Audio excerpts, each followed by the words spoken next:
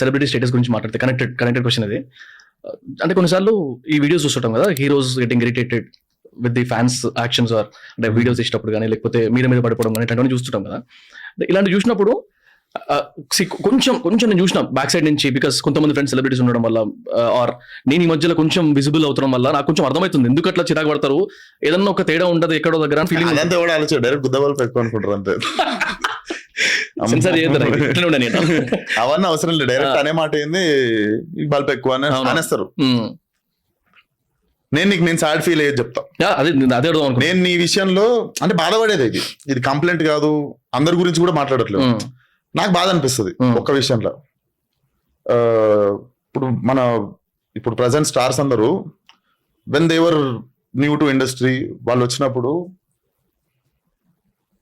Before 20 years కింద మాట్లాడుతున్నా, hero అనిపిస్తే వెళ్ళిపోయేటోళ్ళు చూడడానికి, చూసి హ్యాపీగా ఇంటికి వచ్చి ఫ్యామిలీకి చెప్పుకొని నేను ఈరోజు చూసిన చిరంజీవిని చూసినా అమ్మా, నేను ఈరోజు మహేష్ బాబుని చూసినా అమ్మా అనుకొని ఇంటికి వచ్చి ఆ చూసినా ఆనందంలోనే తిరిగి అనుకుంటుండే. రైట్.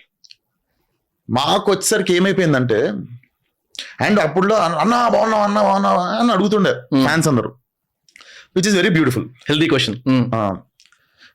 వాళ్ళు కూడా హ్యాపీ, మన వాళ్ళు చూసిన వాళ్ళు కూడా హ్యాపీ, ఇంటికి వెళ్ళి హ్యాపీ. కానీ ఇప్పుడు హ్యాపీనెస్ కి డెఫినేషన్ మారిపోయింది.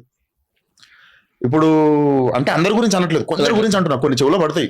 నాకు తెలిసి చాలా మంది యాక్టర్లు రిలేట్ అవుతారు నేను చెప్పేదానికి. ఇప్పుడు ఎట్లుంటది అంటే, మిస్ అయ్యేదల్లో ఒకటే, ఇంతమంది వస్తారు కదా, కొంతమంది అడుగుతారు అన్న బాగున్నావు అని అడుగుతారు. ఆడు గుర్తుంటాడు నాకు. రైట్. అన్న ఫోటో వేయాలని చూడుకుంటారు. ఆ అన్నకి ఆ తర్వాత తిట్టిన దానికి గ్యాప్ 10 seconds కూడా ఉండదు. సో ఈ స్మార్ట్ ఫోన్ వచ్చినప్పటి నుండి నాకు తెలిసి బాగున్నావు అని అడగడం మర్చిపోయారు.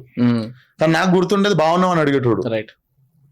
ఎందుకంటే అండ్ ఇంటి దగ్గర కూడా వస్తుంటారు, దిగుతుంటారు.